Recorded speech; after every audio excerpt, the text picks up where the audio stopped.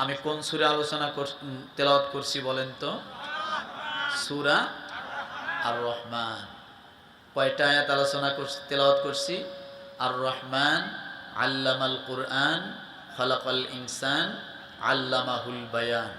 এই চারটে আয়াত, ছোট ছোট চারটে আয়াত তেলাওয়াত করছি।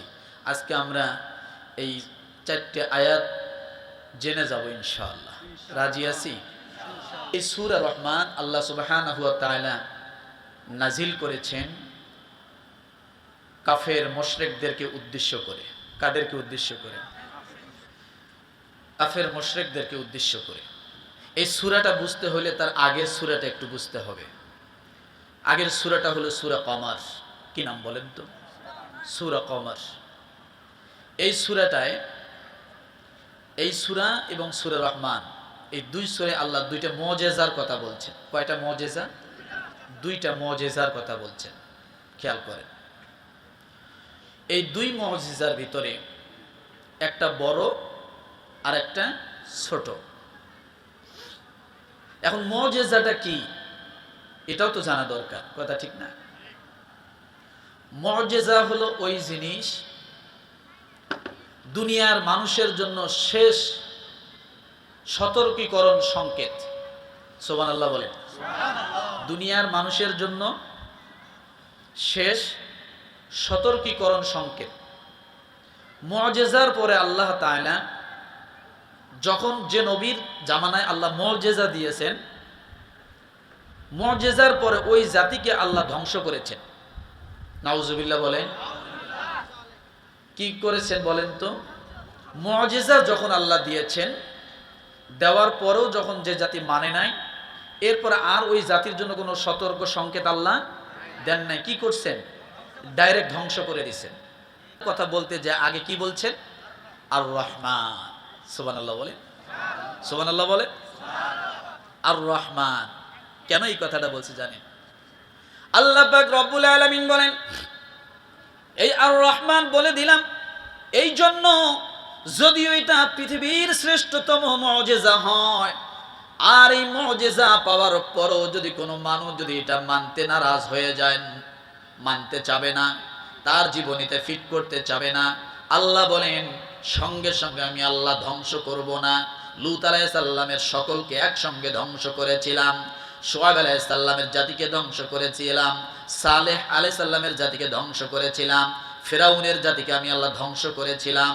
কিন্তু কোরআন যদিও সবচাইতে বড় মুজিজা, এটা যতদিন পৃথিবীর জমিনে থাকবে, একটা মানুষ 60 বছর জিন্দেগি পেয়েছে, হয়তো 50 বছর পর্যন্ত কোরআনকে মানে নাই, আরো 5 বছর কোরআনকে মানে নাই, কিন্তু মরার আগে একবার যদি আল্লাহকে ডাক দিয়ে বলে আল্লাহ, 60 বছর জিন্দেগির মধ্যে 55 বছর কেটে গেল, 60 বছরেই ধরেন কেটে গেল, মরার আগ মুহূর্তে যদি একবার বলে আল্লাহ তোমার এই কালাম সত্য, এই কালাম যে নবীর কাছে আসছে সে সত্য, আল্লাহ বলেন সঙ্গে সঙ্গে আমি আল্লাহ বান্দার জীবনের গুনাহ মাফ করে দেব। এই জন্য আল্লাহ সূরার শুরুতে বললেন আর রহমান,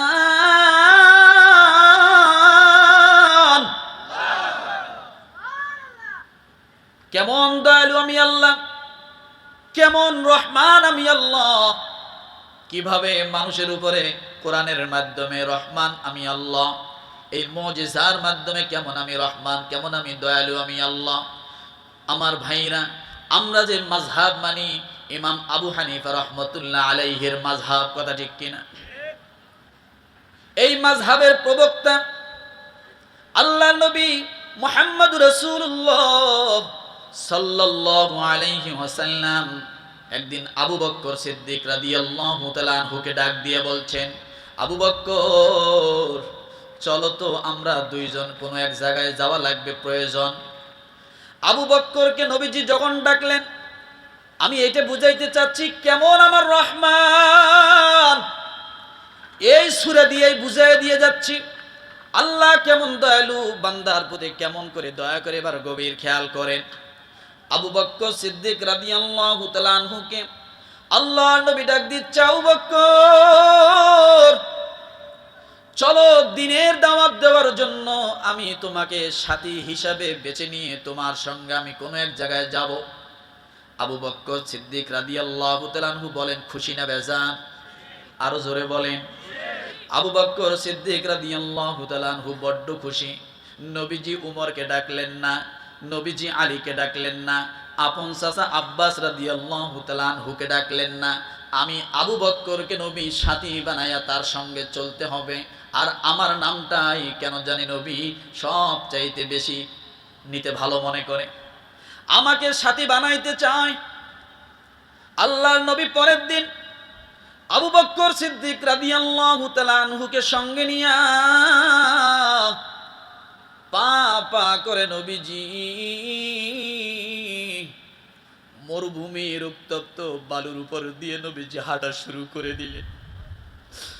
নবীজির পায়ের মধ্যে ফোঁসা পড়ে যায়, পিচ্ছিল পাথর, এমন এমন ধারালো পাথর মক্কার জমিনে পাওয়া যায়। ইতিহাস বলে পাথর দিয়ে তারা মাছ কেটে খাইতো, ইতিহাস বলে পাথর দিয়ে তারা কাপড় কাটতো।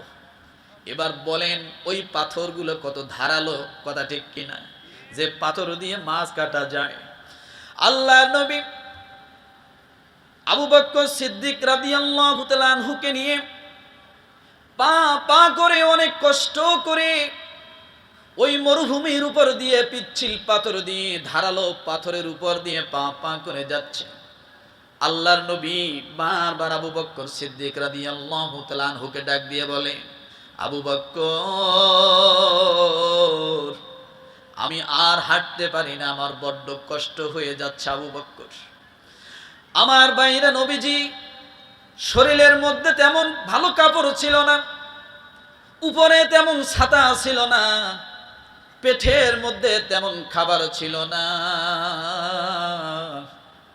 দিনের পর দিন আমার নবী না খেয়ে তারপরও আল্লাহর দিন প্রতিষ্ঠা করার জন্য পা পা করে চলছেন, অপেক্ষা করেন নাই, কথা ঠিক কিনা।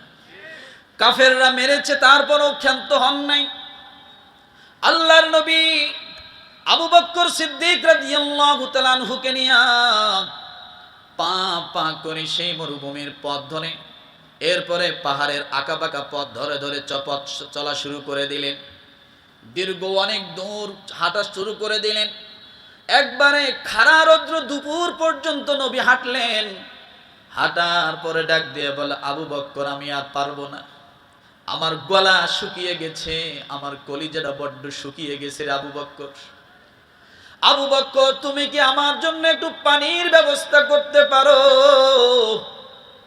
আল্লাহর নবী ধপাস করে পড়ে গেলেন জমিনের উপরে, পা ব্যথা হয়ে গেছে, পায়ের নিচে ফুসকা পড়ার মতো হয়ে গেছে, নবীজির গলা শুকিয়ে গেছে, বালুর উপরে হাঁটা, কথা ঠিক কিনা। ও মুসলমান, এরপরে কলিজা শুকানো, পেটের মধ্যে খাবার নাই, নবীজি বড্ড ক্লান্ত হয়ে যখন বসে গেলেন, আল্লাহ নবী ছোট্ট একটা আবদার করে বসলেন আবু বকরের কাছে, আবু বকর তোমার নবীর জীবন চলে যায়, তুমি কি পারো তোমার নবীকে একটু পানির ব্যবস্থা করতে, যে সামান্য একটু পানি খায়া তার গলাটা ভিজায়া দিবে, কলিজাটা ভিজায়া দিবে। এই কথা যখন বলেন আবু বকর বড় পেরেশানিতে পড়ে গেল।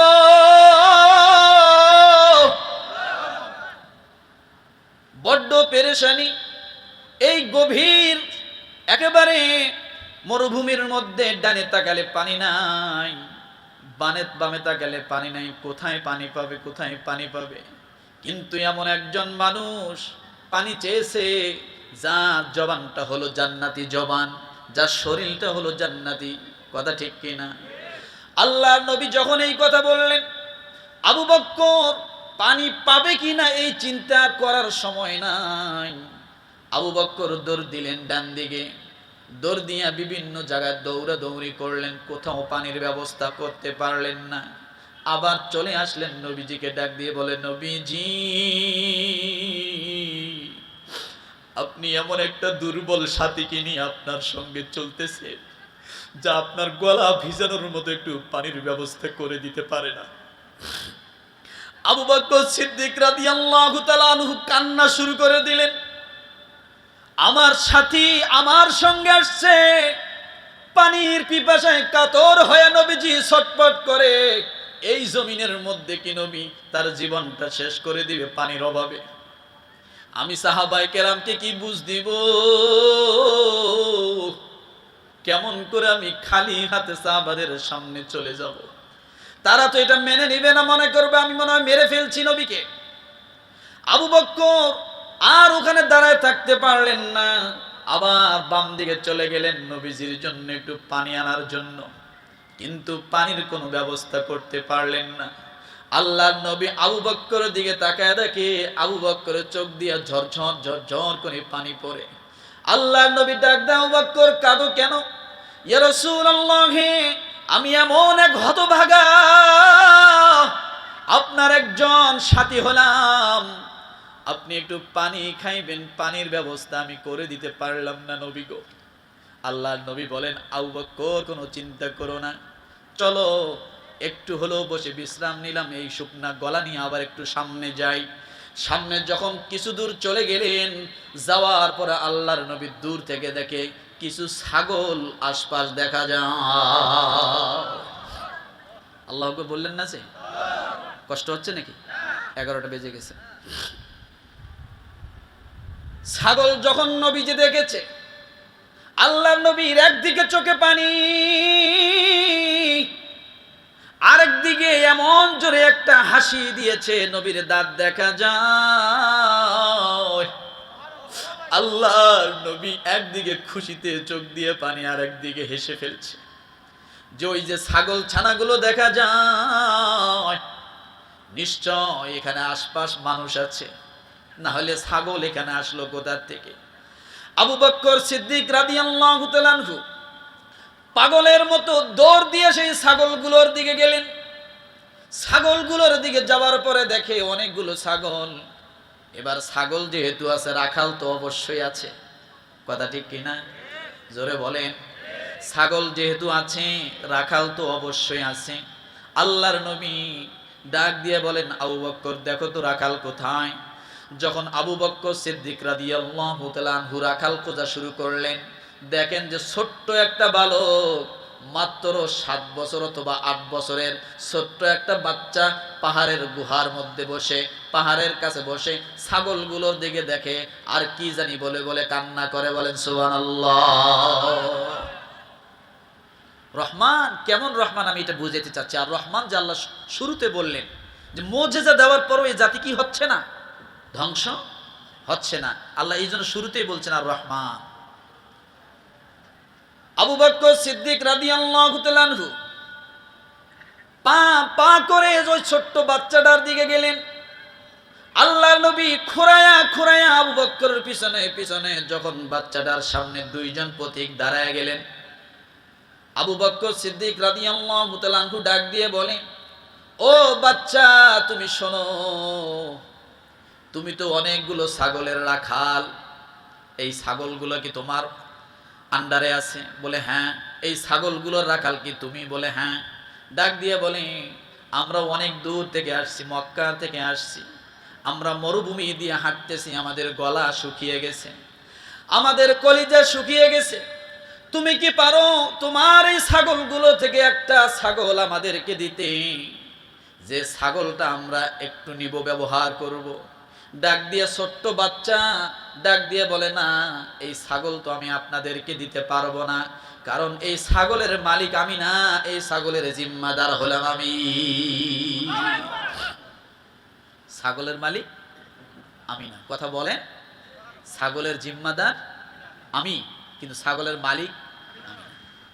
ডাক দিয়ে বলে, রে বাবা, ঠিক আছে ছাগল দিবা না বুঝলাম, এমন কোন ছাগল আছে যে ছাগলের বাচ্চা, অবশ্যই যে ছাগলের বাচ্চা আছে সেই ছাগলের বাচ্চার ওই বকরি ছাগলের দুধ আছে, কথা ঠিক কিনা? ডাক দিয়ে বলে, তোমার কাছে আনাম ছাগলটা চাই না, তোমার এই ছাগলের মধ্যে যে বকরিটা আছে অর্থাৎ বাচ্চা দিয়েছে, অবশ্যই সেই বাচ্চাওয়ালা ছাগলের দুধ আছে, তুমি কি পারো আমাদেরকে একটু দুধ দহন করে দিতে? আমার নবী ওই দুধ খায় একটু গলাটা ভিজাবে, কলিজাটা ভিজাবে, তাছাড়া তার জন্য সামনে হাঁটা কষ্ট হয়ে যাচ্ছে। ওই ছোট বাচ্চা ডাক দিয়ে বলেন, না আমি সেটাও দিতে পারবো না, কারণ আমার মালিক ছাগল চড়াইতে দিয়েছে, কিন্তু ছাগলের দুধ কাউকে দিতে বলে নাই, এই অনুমতি আমি দিতে পারবো না। আল্লাহর নবী বাচ্চার কথাগুলো শুনে শুনে আশ্চর্য হয়ে যাচ্ছে। আবু বকর রাদিয়াল্লাহু তাআলা আনহু তিনি অবাক হচ্ছেন, এই বাচ্চার ভিতরে এমন আমানত, কথা ঠিক কিনা? আমার ভাইরা, এই কথা যখন বললেন, আল্লাহর নবী ডাক দিয়ে বলে, আবু বকর শোনো, এই বাচ্চার ভিতরে যে আমানতদার, আমি আশ্চর্য হয়ে যাচ্ছি। আবু বকর সিদ্দিক রাদিয়াল্লাহু তাআলা আনহু ডাক দিয়ে বলেন, ও বাচ্চা শোনো, তুমি একটা ছাগল যদি আমাদের কাছে বিক্রি করে দাও, এর বিনিময়ে তুমি টাকা পাইবা, আর তোমার মালিককে যা বলবা ছাগল বাগে খেয়ে ফেলছে। কি করছে? লাস্ট টপ দিয়ে বসলো, বাচ্চাটাকে পরীক্ষা করতেছে, একটা ছাগল আমাদেরকে দাও, আর তোমার মালিককে যে বলবা ছাগলটা বাগে খেয়েছে, মাঝখানে এর বিনিময়ে তুমি কিছু টাকা পাইলা, কথা ঠিক কিনা? এই কথা যখন বলেছে, ওই বাচ্চা ভুরুটা কুচকায়া মনটা মলিন করে মুখটা আঁধার করে ডাক দিয়ে বলে, পথিক কি বলতেছেন? হুশ জ্ঞান আছে নাকি? একটু ভালো করে হুশ জ্ঞান নিয়ে কথা বলেন, কি বলতে চাচ্ছেন? আমার মালিককে যা বলবো ছাগলকে বাগে খেয়ে ফেলছে, মালিককে বুঝাইতে পারলাম, কিন্তু মালিকের মালিক তো আমার দিকে তাকিয়ে আছে, তাকে কি দিয়ে বুঝাবো বলে?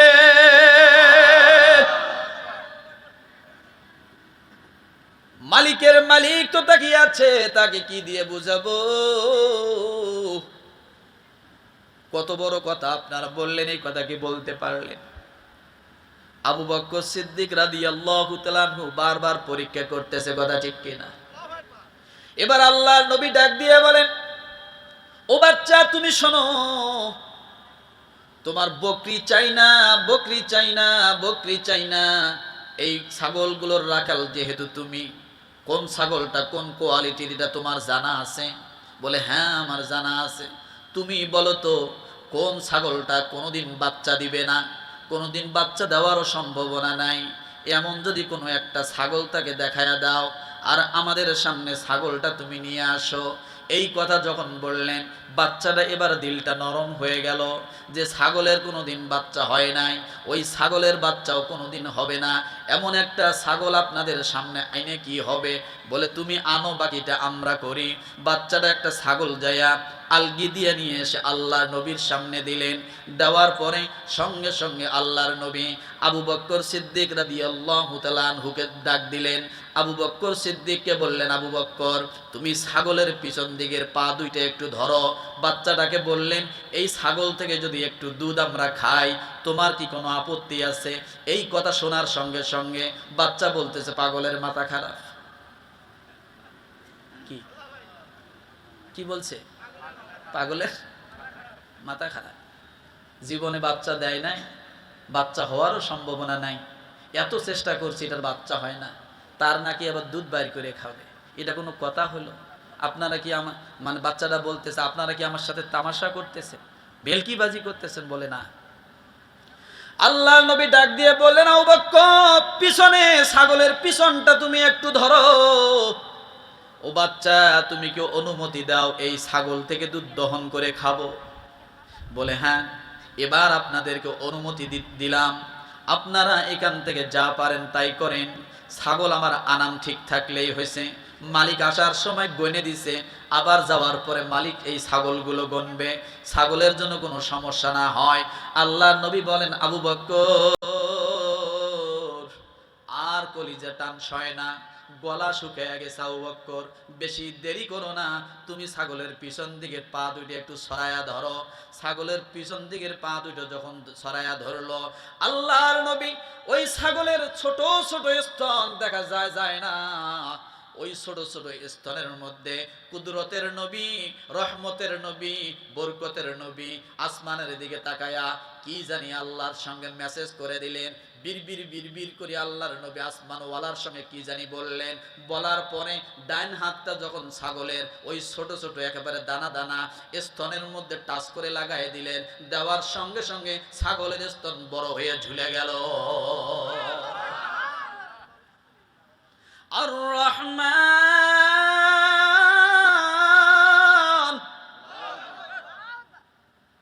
এইটাই চলতেছে। আল্লাহর নবী ডাক দেয়, বাচ্চারে মরুভূমিতে আসছো, অবশ্যই তোমার কাছে কোনো খাওয়ার ব্যবস্থা আছে, অর্থাৎ কোনো একটা পাত্র যদি থাকে তুমি দাও। বাচ্চাটা এবার পাত্রটা যখন তার থলে থেকে বার করে দিল, দেওয়ার পরে ডাক দিয়ে বলল, এই যে পাত্র নেন। বাচ্চা এবার আশ্চর্য হয়ে গেছে, এই ছাগল থেকে দুধ কেমন করে দহন করে বাহির করে। আল্লাহর নবীর যখন হাত দিয়েছেন, স্তন যখন ফুলেয়া নিচের দিকে গেছে, আল্লাহর নবী পাত্রটা নিচের মধ্যে রাখলেন, নবীজি নিজেই দুধটা দহন করলেন।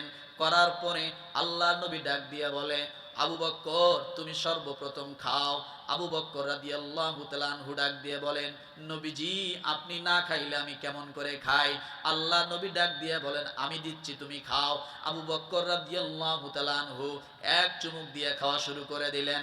ক্ষুধার্ত মানুষ মনে হয় পুরো পাত্র খেয়ে ফেলবে। যখন পুরো পাত্র খেয়ে ফেললেন, আল্লাহর নবী ডাক দিয়ে বলেন, আবু বকর আবার পাত্রটা নিচে দাও। নবীজি আবার যখন দহন করলেন, করার পরে পাত্র ভরিয়ে দিলেন। আল্লাহর নবী ডাক দিয়ে বলে, ও বাচ্চা শোনো, তোমার পালা এবার, তুমি এই পাত্র থেকে দুধ খাও। বাচ্চা এবার চিন্তা করতেছে, খাবো কি খাবো না, কি না কি, আবার এখান থেকে যাইতে পারবো কি পারবো না বাড়িতে, নাকি আমার দুধ খাওয়াইয়া সব ছাগলে নিয়ে যায়। নানান মাইনাস প্লাস শুরু করে দিল, যোগ বিয়োগ শুরু করছে। খাবো কি খাবো, চালাক মানুষ তো, চালাক না হলে ওই কথা বলে যে আমার মালিককে না হয় বুঝাতে পারলাম, কিন্তু মালিকের মালিককে কেমনে বুঝাবো? কথা বোঝেন নাই? কষ্ট হচ্ছে নাকি? ও মুসলমান, আল্লাহ নবী ডাক দিয়ে বলে, তুমি খাও। তখনও বাচ্চা জানে না এটা নবী। বাচ্চা আশ্চর্য হয়ে যাচ্ছে। বাচ্চা চিন্তা করলো, খাই দেখি, আগের জন্ত খাইলো, এবার আমিও খাই দেখি। যখন চুমু দিয়া খাওয়া শুরু করে দিচ্ছে, বাচ্চা ডাক দিয়ে বলে, আমার জীবনে যত দুধ খেয়েছি এমন দুধ আমার জীবনেও কোনোদিন খাই না। পেট টান টান হয়ে গেল। আল্লাহ নবী ডাক দিয়ে বলে, ও বাচ্চা আর একটু খাও। ডাক দিয়ে বলে, না আর খাওয়ার মতো জায়গা নাই, গলা পর্যন্ত ভরে গেছে। আল্লাহ নবী আবার পাত্রটা ওই জায়গায় রাখলেন, আবার দুধ দহন করলেন। এবার নবীজি নিজেও খাইলেন। খাওয়ার পরে পাত্রটা যখন বাচ্চাটাকে দিলেন, দেওয়ার পরে ডাক দিয়ে বললেন, থাকো এবার আমরা পথ চললাম। যখন আবু বকর আর আল্লাহর নবী দুইজন একসঙ্গে পা পা করে যখন সামনের দিকে অগ্রসর হচ্ছে, হবে এমন সময় এই বাচ্চা পিছন দিক থেকে ডাক দিয়ে বলে, আপনাদের পরিচয় দিয়ে যান, আমার ছাগলের দুধ খাইলেন, পরিচয় না দিয়ে যাইতেছেন কেন? আপনাদের ঠিকানাটা বলে যান। যখন এই কথা বলেছে, আবু বকর সিদ্দিক রাদিয়াল্লাহু তাআলা আনহু ডাক দিয়ে বলে, বাচ্চা তুমি কি কোনোদিন মুহাম্মদ নামটা শুনেছো? এই কথা যখন বলেছে, বাচ্চা এবার ডাক দিয়ে বলে, কোন মুহাম্মদ? আব্দুল্লাহর বেটা মুহাম্মদ। আমি তো শুধু মুহাম্মদ শুনি নাই, আমি শুনেছি আব্দুল্লাহর ছেলে মুহাম্মদ একজন মক্কায় নবী হয়ে আসছে। আমি শুনেছি যেদিন তিনি নবী হয়ে আসছে, আমি তাওরাতের মধ্যে শুনেছি, ইনজিল আমার সামনে যারা পড়ে ওই মুহাম্মদ মুহাম্মদ নামটা পড়ে। আমি তো এমন একজন মানুষের নামটা যেদিন শুনেছিলাম, এই নামটা আমার গলার মধ্যে মালা বানায় নিয়েছি। এই মুহাম্মদ নামের গলায় আমি আমার মালা বানায় নিয়েছি। ওই দিন থেকে আমি মুহাম্মদের সঙ্গে দেখা করতে চাই। এই যে ছাগল নিয়ে আসি, আর ওই মালিককে ডাক দিয়ে বলি, মালিক গো, ওই মুহাম্মাদের সাথী বানাইয়া দাও, ওই মুহাম্মাদের সাথী বানাইয়া দাও। যে মোহাম্মদ মোহাম্মদ নামটা এত শুনি, ওই মোহাম্মদের সঙ্গে একটু সাক্ষাৎ করাইয়া দাও। আবু বকর সিদ্দিক রাদিয়াল্লাহু তাআলা আনহু ডাক দিয়ে বলে, রে বাচ্চা, তোমার দোয়া আমার আল্লাহ কবুল করে নিয়েছে। আল্লাহ ডাক দিয়ে বলে, রে বাচ্চা, তোমার দোয়া আমার আল্লাহ কবুল করে নিয়েছে। তুমি যে মুহাম্মদের নামটা শুনেছো, এই নামটা সেই মুহাম্মদ আব্দুল্লাহর বেটা মুহাম্মদ, আর তিনি হলেন আখিরি জামানার নবী।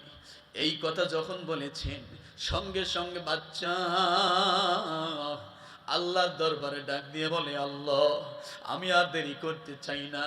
আমি শুনেছি এই মানুষটার হাতে হাত মিলাইলে দুনিয়াও বাদশাহী পাওয়া যায়, আখিরাতেও বাদশাহী পাওয়া যায়। ও নবী, আপনি যদি সত্যিকারের নবী হন, তাহলে আজকে আপনি আমাকে ছেড়ে যেতে পারবেন না। আপনি এখন এই কালেমা পড়াইয়া দেন, আমি এখনই আপনার সাথী হয়ে যাই, এখন আমি মুসলমান হয়ে যাব। আল্লাহ নবী সঙ্গে সঙ্গে ডাক দিয়ে বলে, পড়ো, আশহাদু আল্লাহ ইলাহা ইল্লাল্লাহু ওয়া আশহাদু আন্না মুহাম্মাদান আবদুহু ওয়া রাসূলুহু। জোরে পড়েন, আশহাদু আল্লাহ ইলাহা ইল্লাল্লাহু ওয়া আশহাদু আন্না মুহাম্মাদান আবদুহু ওয়া রাসূলুহু। বাচ্চারা ইসলাম গ্রহণ করলেন, কালেমা গ্রহণ করলেন, ঈমানদার হয়ে গেলেন।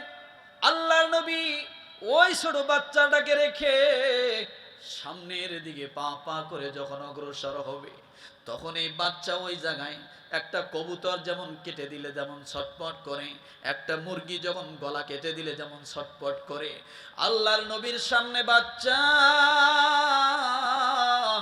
এমন ছটপট করা শুরু করে দিল, নবীজি আপনি আমাকে নিয়ে যাওয়ার ব্যবস্থা করেন। আমি একজন উকবা ইবনে মুঈতের গোলাম, আমি তার রাখাল, আমি একজন কাফেরের রাখাল। আমার প্রতি অনেক অত্যাচার হয়, আমার বাবা নাই, মা নাই, আমার বাড়ি অনেক দূর। মানুষ আমাকে বিক্রি করেছে, ওই কাফেরের কাছে বিক্রি করেছে, ঠিক মতো খাইতে দেয় না, বারবার মারপিট করে, একটু কম বেশি হলে মারপিট করে। নবীজি গো, আপনি আমাকে সাথে নিয়ে যান, আমি আপনার সাথে যেতে চাই, আমি আর ওই কাফেরের কাছে যাইতে চাই না। আল্লাহর নবী ডাক দিয়ে বলেন, ও বাচ্চা, এই যে ছোট ছোট ছাগলগুলো তোমাকে চড়ানোর জন্য দিছে, এইগুলা তো তোমার কাছে আমানত। বলে, জি হ্যাঁ, এইগুলো মালিকের কাছে পৌঁছায়া দিতে হবে। তুমি মালিকের কাছে পৌঁছায়া দিও, তারপরে সোজা তুমি মক্কায় চলে যেও। আজকে থেকে তোমার সঙ্গে তোমার মালিক হলো আমার আল্লাহ। কষ্ট হচ্ছে? এই সূরা রহমান, এই বাচ্চাটার সাথে একটা ঘটনা আছে, এইটা বলার জন্য নিয়ে আসি। এই সূরা রহমানের সাথে বাচ্চার সম্পর্ক আছে। সুবহানাল্লাহ বলেন, আরো জোরে বলেন। কষ্ট হবে না তো? 11টা পর্যন্ত বলছেন, একটু সময় পার হইলে সমস্যা হবে না তো? ও মুসলমান, আল্লাহর নবী তার কাজ সেরে চলে গেলেন, কথাবার্তা শেষ হয়ে গেল। আল্লাহর নবীর দরবারে পরের দিন এই ছোট বাচ্চা মক্কায় যায় উপস্থিত হয়ে গেল। এই ছোট্ট বাচ্চা মক্কার মধ্যে যায় আল্লাহর নবীর সাহাবায়ে কেরামের সঙ্গে বসলেন, নবীজির সাথী হয়ে গেলেন। আল্লাহর নবী এই ছোট বাচ্চাটাকে নিয়ে বুকের মধ্যে জড়ায় নিলেন, নেওয়ার পরে কয়েকজন সাহাবীকে তার সঙ্গী বানায়া দিলেন।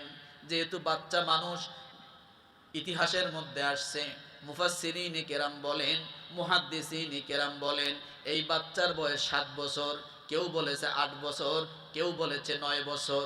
9 বছরের বাচ্চা তেমন বড় নাকি? কথা বলে। এই বাচ্চা যখন আল্লাহর নবীর দরবারে গেল, আল্লাহর নবীর পিছু ছাড়ে না,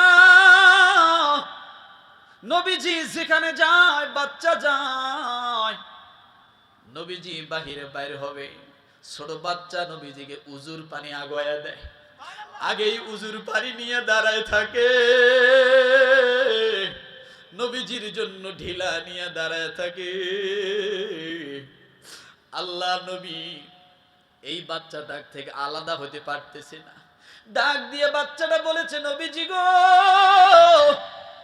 আব্বাকে হারিয়েছি, মাকে হারিয়েছি, আব্বা কি জিনিস জানি না, মা কি জিনিস জানি না, আপনার মতো একজন পিতা পেয়েছি নবীজি, তামাম জীবন আপনার সঙ্গে থাকতে চাই, কোনদিন আপনার দরবার থেকে আমাকে তাড়াই দিয়েন না, আপনার জুতা বহন করার জন্য তো একজন মানুষ দরকার, আপনার উজুর পানি দেওয়ার জন্য তো একজন মানুষ দরকার, আপনি আমাকে সরাই দিয়েন না, আমি আমার বাবার আদর তেমন পাই নাই, আমি আমার মায়ের আদর তেমন পাই নাই, ছোটকালে আমার বয়স যদি 7 বছর হয়, আমি উতবা ইবনে মুইতের গোলাম, আমি কয়েক বছর থেকে আমি ছাগল চড়াই, আপনার দরবারে আমি কালেমা পরে ইমানদার হয়ে আপনার দরবারে আসলাম। আল্লাহ নবী সাথে সাথে নিয়ে বেড়ায়, নবীজি নামাজে দাঁড়ায়, ছোট বাচ্চাটা আল্লাহর নবীর পাশে দাঁড়ায়, নবীজি যতক্ষণ নামাজের মধ্যে দাঁড়িয়ে থাকে, ওই বাচ্চাটাও নামাজের মধ্যে দাঁড়িয়ে থাকে। একদিনের বর্ণনা, বাচ্চাটা ডাক দিয়ে বলে, এশার নামাজ শেষ হয়ে গেছে, সব সাহাবায়ে কেরামকে নবী ছুটি দিয়েছে, কিন্তু আল্লাহর নবী একা মসজিদের মধ্যে আল্লাহু আকবার বলে নামাজের মধ্যে দাঁড়িয়ে গেলেন। আমিও নবীজির পিছনে চুপ করে নামাজের মধ্যে দাঁড়িয়ে গেলাম। দেখলাম নবী সূরা ফাতিহা শেষ করলেন, সূরা বাকারাও শেষ করে দিলেন, এরপরে সূরা আলে ইমরান শেষ করলেন। আল্লাহর নবী সূরা মায়েদার শুরু করলেন, মায়েদার একটা আয়াতের মধ্যে গেলেন, ইন তুআযিবুহুম ফাইন্নাহুম ইবাদুক, ইন তুআযিবুহুম ফাইন্নাহুম ইবাদুক, ইন তুআযিবুহুম ফাইন্নাহুম ইবাদুক। আল্লাহর নবী 2 রাকাত নামাজ পড়ার জন্য দাঁড়িয়ে গেছেন, কিন্তু নবীজি যখন এই আয়াতটার মধ্যে আসলেন, সূরা মায়েদার একেবারে শেষ প্রান্তের আয়াত, এই আয়াতের মধ্যে যখন আসলেন, আল্লাহর নবী আর সামনে আগাইতে পারে না, ঝরঝর করে পানি চোখ দিয়ে টপ টপ করে পানি ছেড়ে দিচ্ছে। আল্লাহ নবী ডাক দিয়ে বলে, আল্লাহ,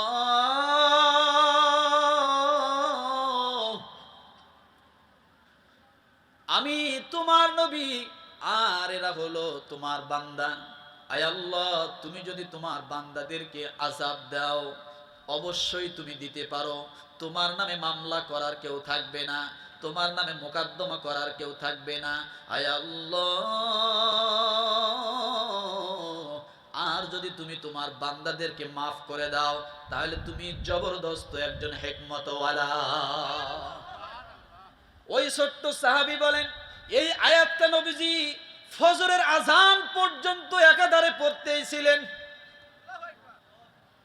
সারা রাত একটি আয়াত পরে আর নবীজি কান্না করে। এখানে একটা কথা বলে দিয়ে যায়, আমার নবী কান্দে উম্মতের জন্য, আর উম্মত এখনো নবীর জন্য শুধু হাসে আর কান্দে না। নবী কাঁদতে কাঁদতে বেহুশ, আর আমরা গুনার কাজ করতে করতে হাসতে হাসতে কি বেহুশ। কষ্ট হচ্ছে না তো? এই ওয়াজ মাহফিল চলতেছে, মনে হয় ক্যারাম বোর্ড বন্ধ হয়েছে না? ক্যারাম বন্ধ হয়েছে? কপাল পোড়া জাতি, কপাল পোড়া জাতি। কষ্ট হচ্ছে না তো?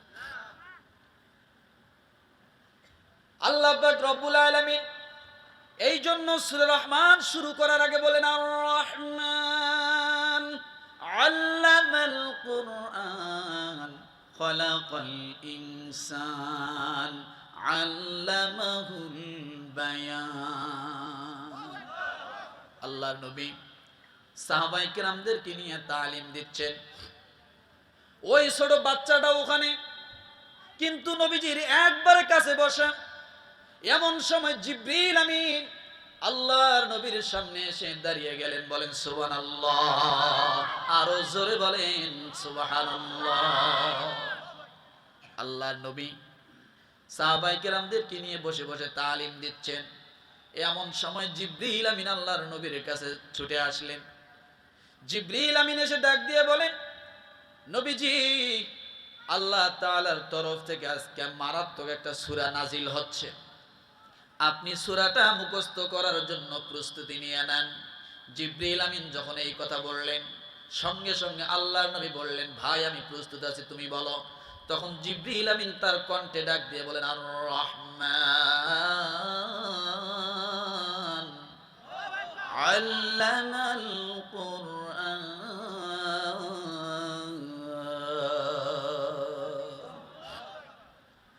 পুরা সূরাটা কমপ্লিট করে দিলেন। জিবরিল আমিন ডাক দিয়ে বলেন, এই সূরাটা এক্ষুনি দেরি করা যাবে না, ওই যে পাহাড় দেখা যায়, এই সূরাটা আপনি তাড়াতাড়ি করে মুখস্থ করে নেন। আপনার কোনো একজন সাহাবীকে আপনি মুখস্থ করান, আর ওই যে পাহাড় দেখা যায়, ওই পাহাড়ের মধ্যে দাঁড়াইয়া সমগ্র কাফেরদের উদ্দেশ্য করিয়া এই সূরা জোরে জোরে তেলাওয়াত করতে হবে, যাতে কাফেররা এই সূরার তেলাওয়াত শুনতে পারে। এই তো মজা শুরু হলো। সূরা রহমান পাইছেন এখন? আল্লাহর নবী বড্ড পেরেশান হয়ে গেলেন। এই সূরা রহমান কে পড়বে কাফেরদের সামনে? আমি নবীকেই ছাড় দেয় না, আর এই সূরা রহমান আমার কোন সাহাবী যায় পড়বে? ওর হাড্ডি গুড্ডি একটাও তো থাকবে না, ও ছাল চামড়া সব তুলে ফেলবে। কথা ঠিক না? ওই যে পাশে ছোট বাচ্চাটা ডাক দিয়ে বলতেছি, ইয়া রাসূলুল্লাহ, আপনি সূরা রহমান মনে হয় পড়তেছেন। বলে হ্যাঁ। আমার শুনতে খুব মজা লাগতেছে, আপনি আরেকবার একটু পড়েন তো, আমি একটু শুনি। সুবহানাল্লাহ বলে, আরো জোরে বলে।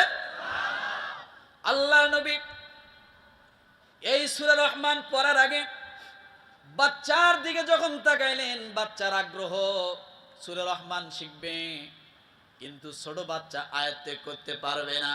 আল্লাহ নবী ডাক দিয়ে বলেন, রে বাচ্চা, তুমি একটু হা করো। যখন বাচ্চাটা হা করেছে, আল্লাহ নবী আঙ্গুল দিয়ে তার জিহ্বা থেকে একটু টাচ করে ওই বাচ্চার জিহ্বার মধ্যে লাগাই দিয়েছে। বলেন সুবহানাল্লাহ। যখন এই লাগাই দিয়েছে, আরেকটা হাত নবীজি বাচ্চার মাথার উপরে দিয়া আল্লাহর কাছে দোয়া করে, রব্বুল আলামিন, আমি নবী বাচ্চার মাথায় হাত দিলাম, যুগ শ্রেষ্ঠ ফকিহ, যুগ শ্রেষ্ঠ আলেম, যুগ শ্রেষ্ঠ মুহাদ্দিস, যুগ শ্রেষ্ঠ মুফাসসির, আল্লাহ আপনি বাচ্চাটাকে বানায়া দাও। বাচ্চা ডাক দিয়ে বলে, নবী আপনি আরেকবার পড়েন। নবীজি আবার সূরা রহমান সুন্দর করে তেলাওয়াত শুরু করলেন। আর রহমান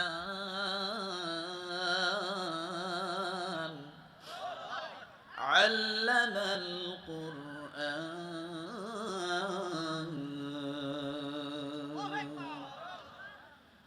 সব সাহাবী আশ্চর্য। নবীজি আরেকবার পড়লেন, এবার বাচ্চা দাঁড়িয়ে গেল।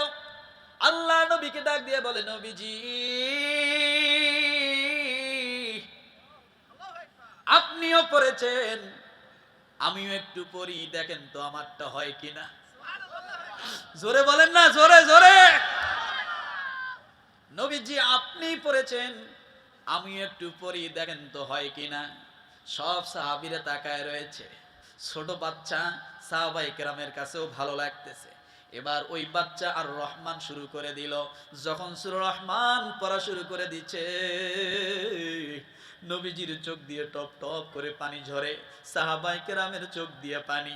সব সাহাবীরা মাথা নিচু করিয়া একবারে বাচ্চা তেলাওয়াতের দিকে মনোযোগ দিয়া এমন ভাবে শোনা শুরু করলেন, মনে হয় জীবনে এর থেকে মধুর কণ্ঠ, মধুর সুন্দর আর শোনে না।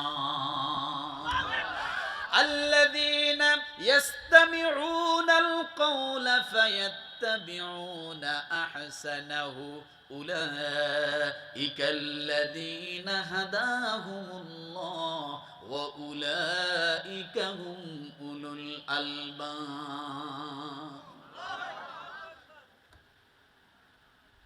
এই সূরা রহমান যখন নাজিল হলো, জিবরিল আমিন ডাক দিয়ে বলেছিল, এই সূরা রহমান পাহাড়ের মধ্যে তেলাওয়াত করতে হবে, মনে আছে কিনা?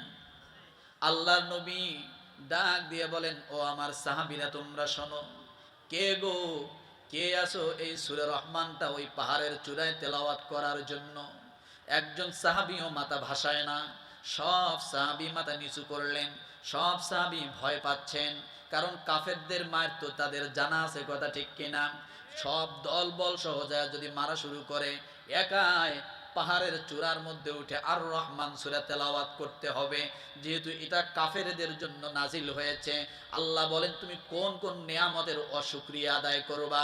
ফাবিআইয়ি আলাই রাব্বিকুমা তুকাদ্দিবান।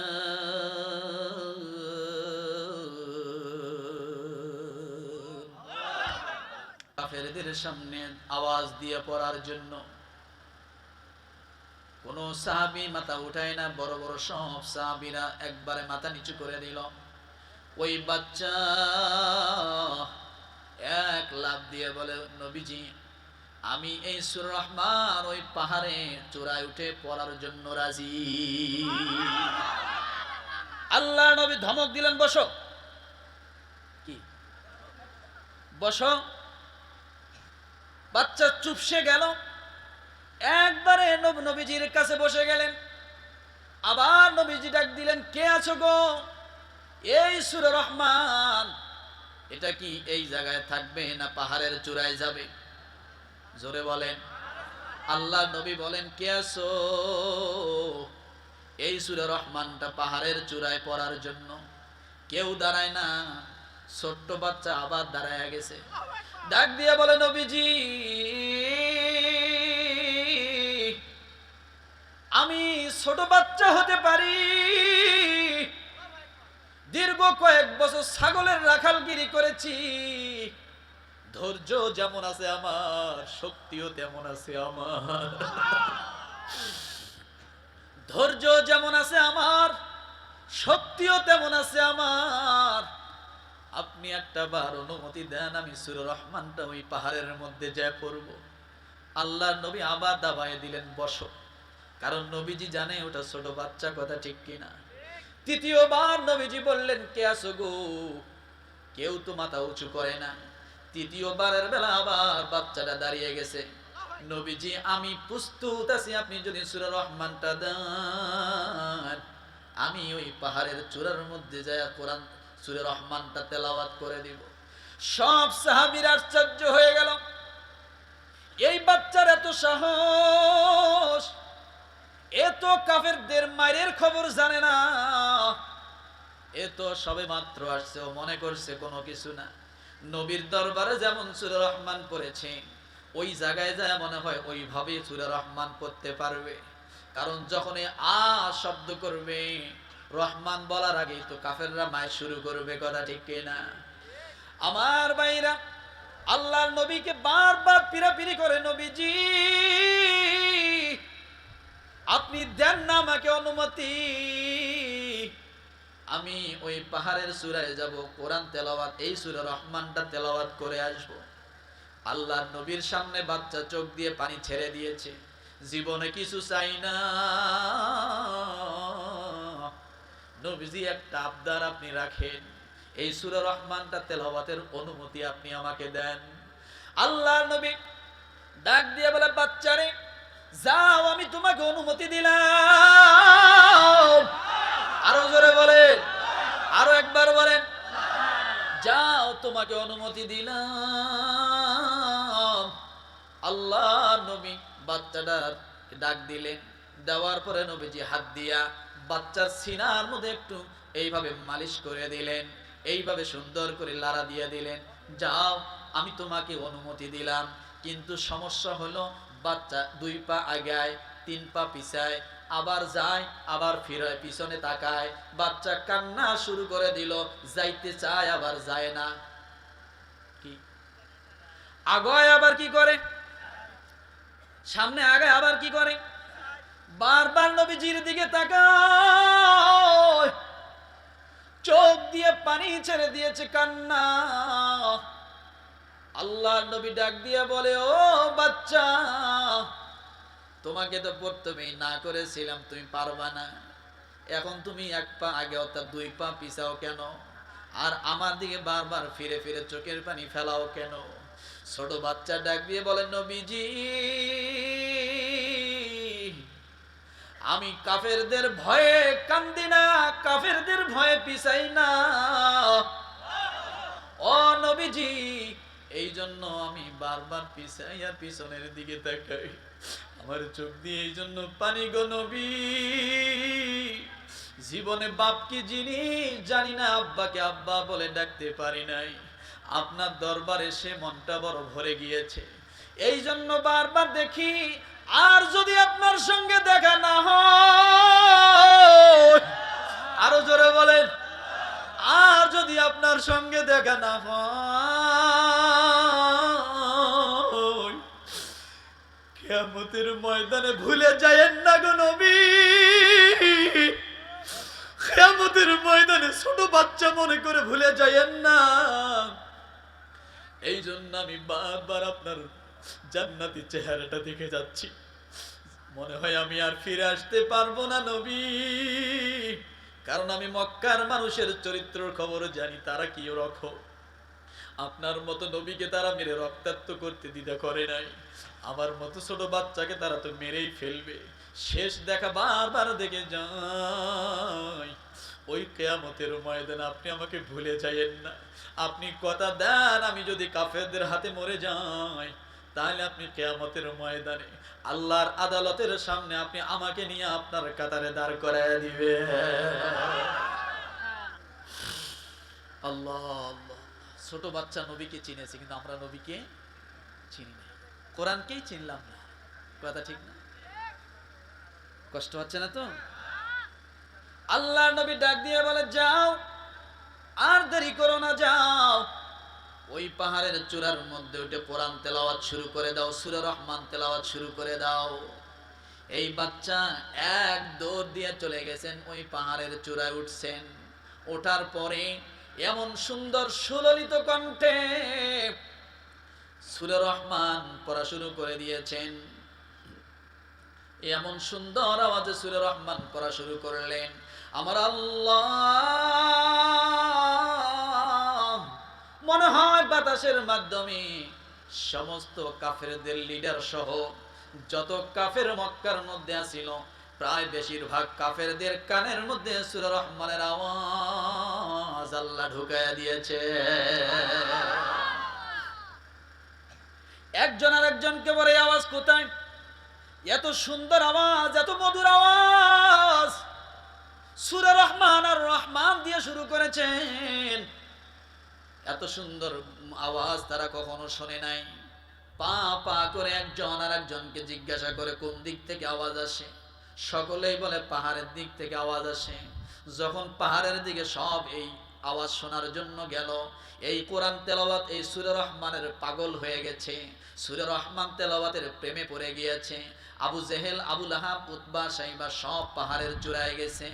কিন্তু বড় সমস্যা হলো, আবু লাহাব গোপনে, আবু লাহাব আর একদিকে তারা ডাক দিয়ে বলে, আমরা যে লিডার, আমরা যে সূরা রহমান শোনার জন্য আসছি, এটা যেন কেউ না জানে। বাকি কাফেররা সব এইভাবে শুনতেছে। ওয়াকাল আল্লাযীনা কাফারু লা তাসমাউ লিহাযাল কুরআনি ওয়ালগাউ ফীহি লাআল্লাকুম তাগলিবুন।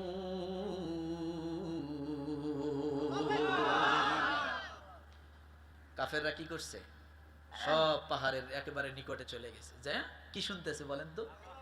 সূরা রহমান। কে তেলাওয়াত করে? ছোট্ট বাচ্চা। কণ্ঠটা কি? নবীজি জিহ্বা থেকে একটু টাচ করে দিয়ে ওর জিহ্বার মধ্যে ঢুকিয়ে দিয়েছে, দেওয়ার সঙ্গে সঙ্গে কণ্ঠ জান্নাতি কণ্ঠে পরিণত হয়ে গেছে। এই তেলাওয়াত শুনে কাফেররা ঠিক থাকতে পারে না। কারণ আপনারা তো জানেন যে কাফেররাও নবীজির তেলাওয়াত শুনতো, তার বাড়ির চতুর্দিকে, ঘরে চতুর্দিকে কাফেররা ভিড় জমাইতো, এটা জানেন না? وقال الذين كفروا لا تسمعوا لهذا القرآن والغوا فيه لعلكم تغلبون। সূরা হামিম ফুসিলাত পড়ে দেখেন। যখন সূরা রহমান শেষ হয়ে যাবে, تبارك اسم ربك ذي الجلال والإكرام,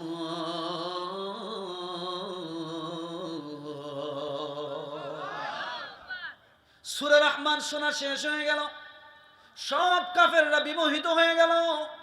এমন সময় আবু লাহাব আর আবু জেহেল উল্টা দিক থেকে এসে কাফেরদেরকে ধমক দিতেছে, তোমরা এই জায়গায় কোরআন শোনার জন্য আসছো, তোমাদের সাহস কত বড়!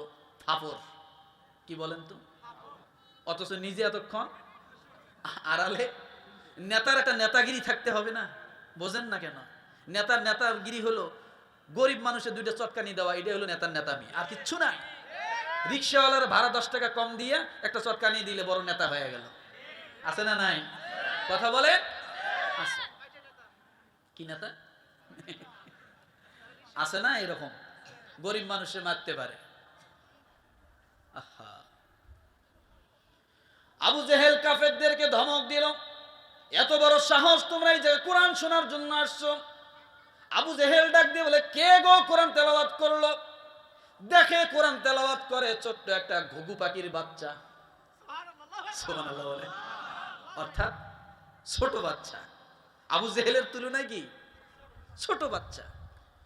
যখন আবু জেহেল বলল, কে গো কোরআন তেলাওয়াত করলো, ছোট্ট বাচ্চা কাঁদতে কাঁদতে আবু জেহেলের সামনে যখন আসলো, আবু জেহেল জিজ্ঞাসা করলো, তুমি কি কোরআন তেলাওয়াত করছো? বলে, হ্যাঁ। তোমার কত বড় সাহস, তুমি এই জায়গায় কোরআন তেলাওয়াত করো? এই কথা বলে আবু জেহেলের যত শক্তি আছে সমস্ত গায়ের শক্তি দিয়া বাচ্চাটাকে এমন একটা কষা থাপড় মারলো, থাপড় খাওয়ার সঙ্গে সঙ্গে বাচ্চার কানের থেকে ফিনকি দিয়ে রক্ত বাইর হয়ে যায়, কানের তালা ফেটে গেল, বাচ্চা মাটিতে লুটিয়ে পড়ে গেল। আল্লাহু আকবার বললেন না তো? থাপড়টা কে দিছে? আর বাচ্চাটা 7-8 বছরের বাচ্চা। চিন্তা করা যায়, এই থাপড়ের লোড কি ওই বাচ্চা সামলাতে পারে? কথা বলেন। যখন এই থাপড়টা মেরেছে, ছোট্ট বাচ্চা কানের মধ্যে আঙ্গুল দিয়ে চাপ দিয়ে ধরেছে, এরপরও আঙ্গুলের থেকে ফাঁক দিয়ে ফিঙ্কি দিয়ে রক্ত গড়ায় গড়ায় পড়ে। ছোট বাচ্চা ডাক দিয়ে বলে, মা নাই, বাবা নাই, আমার কোনো বংশ এখানে নাই। আবু জেহেল আমাকে ফিঙ্কি দিয়ে এইভাবে মারিয়া একবারে কানের তালা ফাটাইয়া দিল। এই কথা যখন বারবার বলতেছে, বাচ্চাটাকে আরো কয়েকটা চড় দিয়া পাহাড়ের থেকে একবারে গড়াইয়া গড়াইয়া ফালাই দিয়েছে পাহাড়ের নিচের দিকে।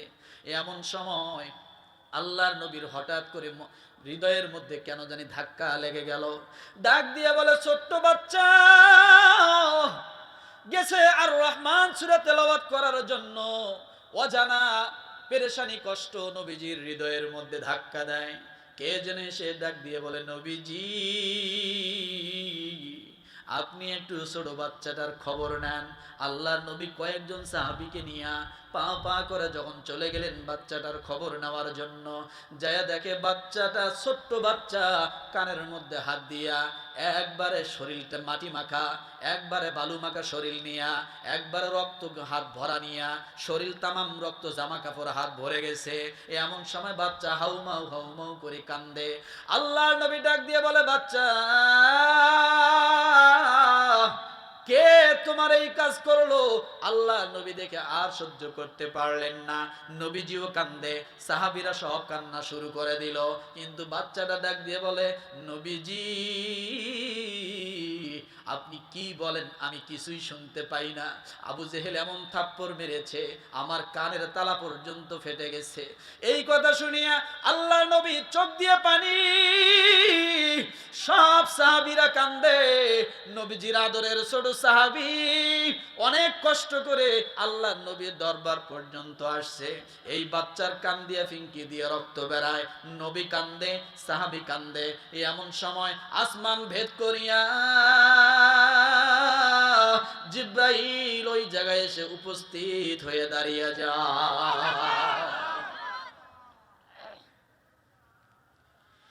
জিবরাইল আলাইহিস সালাম যখন আসলো, দেখেন নবী কান্দে, সাহাবীও কান্দে, কিন্তু জিবরিল আলাইহিস সালাতু ওয়াস সালাম কেমন জানি একটা মুস্কি মুস্কি হাসে। আল্লাহর নবী দেখে জিবরাইলকে এক ধমক দিয়ে ডাক দিয়ে বলে, রে জিবরাইল,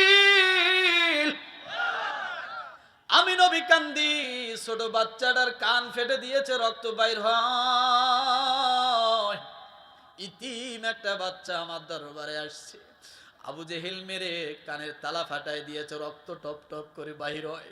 সাহাবীরা কান্দে, কিন্তু আপনি জিবরাইল কান্না না কেন্দে, আপনি দুঃখ প্রকাশ না করে আপনি কেন হাসছেন? এই কথা যখনই বলেছে জিবরাইল আমিন আর দেরি করলেন না, ডাক দিয়ে বলে, নবীজি গো, এই হাসির কারণ আরেকদিন দেখা হওয়ার পরে বলবো। নবীজি বড্ড পেরেশান, কি রে সবাই কান্দে, জিবরাইল কি করে? হাসে। বললাম, আবার বললো যে এই বিষয় আর একদিন বলবো। নবীজি একটা পেরেশানির ভিতরে পড়ে। কেন? ও মুসলমান, বাচ্চাটাকে আল্লাহর নবী নিয়ে আসলেন, শুশ্রূষা করলেন, বাচ্চাটার যত্ন নিলেন, নেওয়ার পরে যখন সুস্থ হয়ে গেল, এর কয়েকদিন পরে বদরের যুদ্ধ শুরু হয়ে গেল। কিসের যুদ্ধ? জোরে বলেন। বদরের যুদ্ধ। দুইটা বাচ্চা আল্লাহর নবীর কাছে এসে ডাক দিয়ে বলে, নবীজি ডাক দিয়ে বললেন, 15 বছরের নিচে কোনো বাচ্চা এই যুদ্ধে অংশগ্রহণ করবে না। সুবহানাল্লাহ বলে। 15 বছরের নিচে কোনো বাচ্চা এই যুদ্ধে অংশগ্রহণ করবে না। এই কথা যখন বলেছেন, ওই ছোট বাচ্চা ধা করে কান্না শুরু করে দিল। আরো দুইটা বাচ্চা আসছেন নবীজির দরবারে, এসে ডাক দিয়ে বলে, নবীজি শুনলাম আপনি নাকি বলেছেন 15 বছরের নিচের কোনো বাচ্চা এই যুদ্ধে অংশগ্রহণ করবে না, কিন্তু নবীজি আমাদের তো 15 বছর হয় নাই, তাই বলে কি আমরা এই যুদ্ধে অংশগ্রহণ করতে পারবো না? আপনি আমাদেরকে অনুমতি দেন, আমরা ছোট বাচ্চা হইয়াও এই যুদ্ধে অংশগ্রহণ করতে চাই। আল্লাহর নবী কোনো কথা বলে না, ডাক দিয়ে বলে, তোমরা বাড়িতে চলে যাও, আর কোনো কথা বাড়ায়ও না। কি করো না? এবার বাড়িতে যাইয়া মাকে নিয়ে আসছে। মা, আমরা দুই ভাই বদরের যুদ্ধে অংশগ্রহণ করতে চাই, কিন্তু নবীজি বলেছে 15 বছরের উপরে সারা নিচে কেউ এই যুদ্ধে অংশগ্রহণ করতে পারবে না। ওগো মা, তুমি একটু রসূলকে যাইয়া বলো আমাদেরকেও যেন এই যুদ্ধের মধ্যে অংশগ্রহণ করার সুযোগ দেয়। এবার মাকে যখন নিয়ে আসছে, মা তো আসবে না, জোর জবরদস্তি করে মাকে নিয়ে আসছে। নিয়ে আসার পরে ডাক দিয়ে বলে, নবীজি আমি জানি আপনার কথার উপর দিয়ে কথা বলার কোনো অধিকার কারো নাই, কিন্তু নবীজি গো, আমার এই দুইটা সন্তান আমি মাকে বাড়িতে থাকতে দিল না।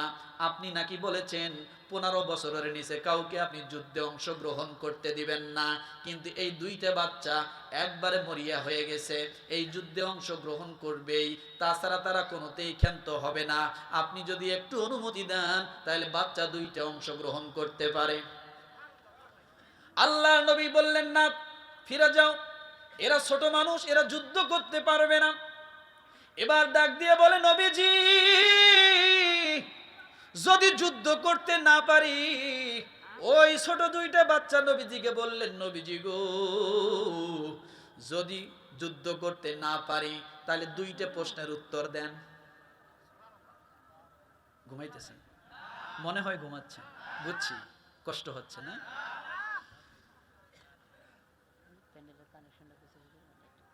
ঝামেলা আছে, শেষ করে দেব। হ্যাঁ, নবীজিকে ছোট বাচ্চা দুইটা ধরে বসছে, নবীজি আপনি আমাদের দুইটা প্রশ্নের উত্তর দেন।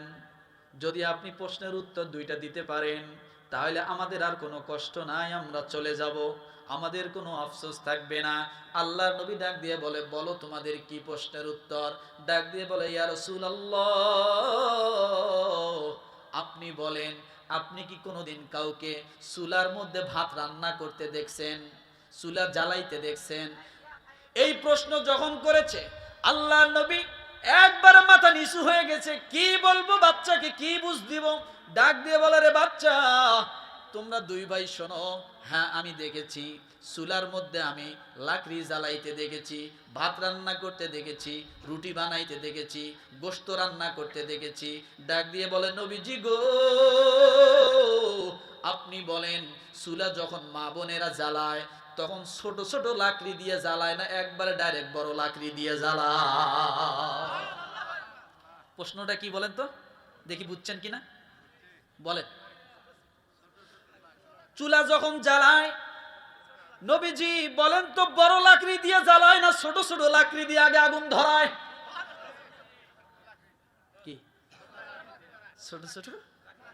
আল্লাহ নবী আশ্চর্য হয়ে গেল, বাচ্চার প্রশ্নের উত্তর কি দিবে।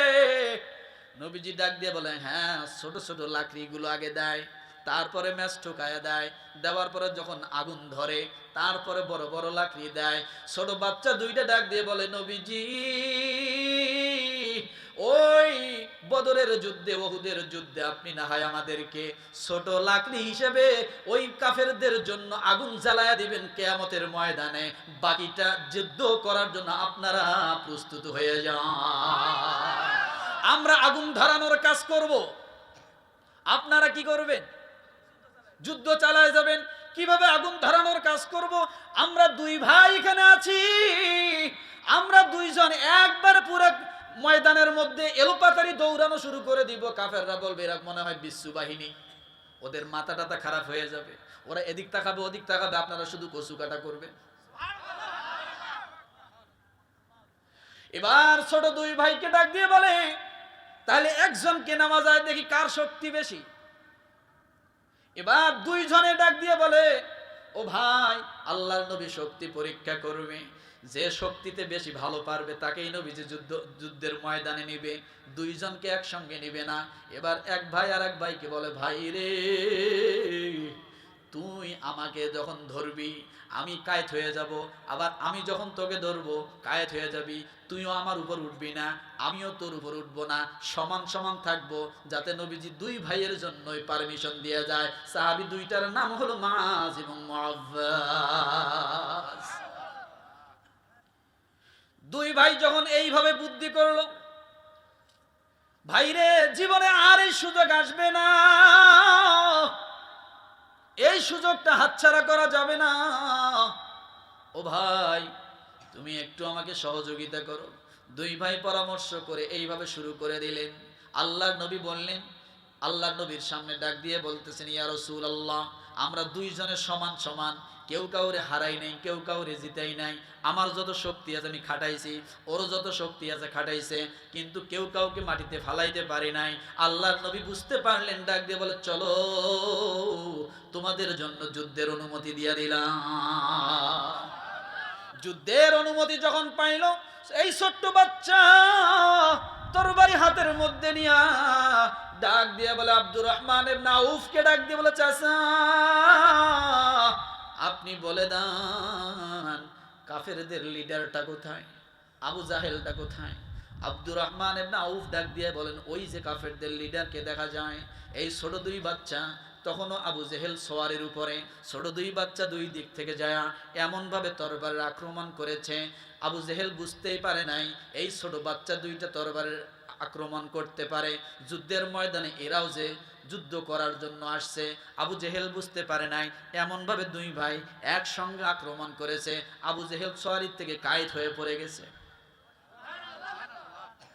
কি হয়েছে? একবারে কায়েত হয়ে পড়ে গেছে। পড়ে যাওয়ার সঙ্গে সঙ্গে দুই ভাই যখন বুকের উপরে বসেছে, ডাক দিয়ে বলে, আবু জেহেল ডাক দিয়ে বলে, বাবা তোমরা আমাকে মেরো না।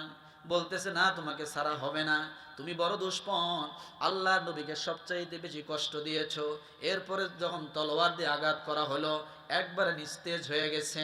দুই ভাই ভাবলো আবু জেহেল মারা গিয়েছে, আর মনে হয় বেঁচে নাই।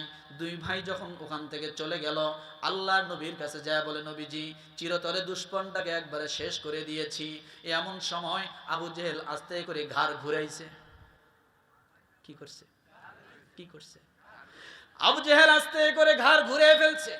এই ঘাড় ঘুরানো ওই যে ছোট বাচ্চা যার কানের মধ্যে থাবর দিয়ে কানের তালা ফাটাই দিয়েছিল,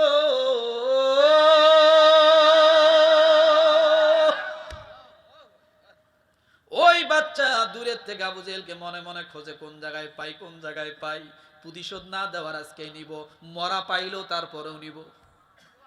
সুবহানাল্লাহ। বড় দুশ্মন, কথা ঠিক কিনা? যখন কাছাকাছি আসছে দেখে আবু জেহেল কোন রকম মাথা উঁচু করছে, করিয়ায় দেখে ওই ছোট বাচ্চা এক লাফ দিয়ে আবু জেহেলের বুকের মধ্যে বসছে, বসিয়া ডাক দিয়ে বলে, ওই যে কানের তালা ফাটাইছিলাম মনে আছে? আমি সেই দূত, তোমার যমদূত।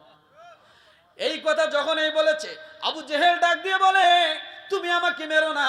বলেন না, সারা হবে না, কানে আমি এখনো কম শুনি, কান দিয়ে রক্ত ঝরেছে, অপরাধ ছিল, সূরা রহমান পড়েছিলাম, তুমি আমাকে ছোট বাচ্চা হিসেবে ছাড় দাও নাই, আজকে তোমাকে ছাড় দিব না।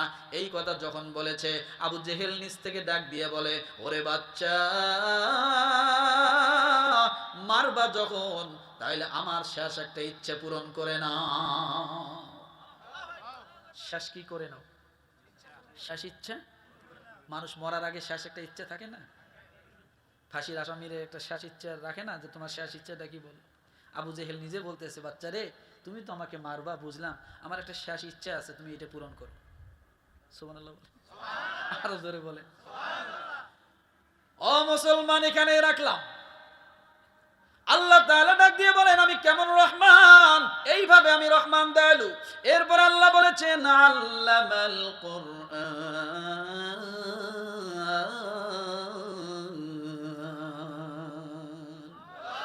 আল্লাহ বলেন আমি কোরআন তোমাদেরকে দিয়েছি, খলাকাল ইনসান, আল্লাহ বলেন মানুষের জন্য, তারপরে আল্লাহ বলেন মানুষ সৃষ্টির জন্য। এখানে এই তিনটা কথা বুঝে যায়, আল্লাহ আগে কোরআন দিয়েছেন, তারপরে মানুষের কথা বললেন। কিন্তু আমরা যদি দেখি, আল্লাহ আগে মানুষ সৃষ্টি করেছেন, তারপরে কোরআন, কথা ঠিক কিনা? আগে তারপরে। কিন্তু সূরা রহমানে আল্লাহ বললেন, আমি আগে কোরআন দিয়েছি, তারপরে মানুষ সৃষ্টি করেছি। এটা কেমন কথা? বলে এই রকমই কথা। ও মুসলমান, শিক্ষিত হলে মানুষ হয় না। শিক্ষিত হলেই মানুষ হয় না। আপনি ইহুদি নাসারাদের দিকে তাকান, তাদের বাচ্চা যখন ছোট হয়, 7 বছর বয়স হয়, বাধ্যতামূলক স্কুলে পাঠাইতে হয়। 17 বছর পর্যন্ত ইহুদি নাসরা বড় বড় এইরকম ভাবে উন্নত রাষ্ট্রগুলোর মধ্যে ব্যবস্থা, 17 বছর পর্যন্ত লেখাপড়া করতে হয়। যদি কোনো মানুষ তার বাচ্চাকে স্কুলে না দেয়, তাহলে ওই বাচ্চাকে জেল হয়, জরিমানা হয়, অনেক কিছু তার উপর শাস্তি প্রয়োগ করে। তাহলে বোঝা গেল তারাও শিক্ষিত হোক, কথা ঠিক কিনা? কিন্তু আপনি ইহুদি নাসরাদের দিকে যদি তাকান, তারা যতই শিক্ষিত, তাদের কাজকর্ম ততই মূর্খের মতো। সামনেতে মোরা এগিয়েছি যত, পিছনে পড়েছি তত, সংখ্যাতে শুধু বাড়িয়ে চলেছি, মূর্খ মানুষের মতো। আছে না নাই?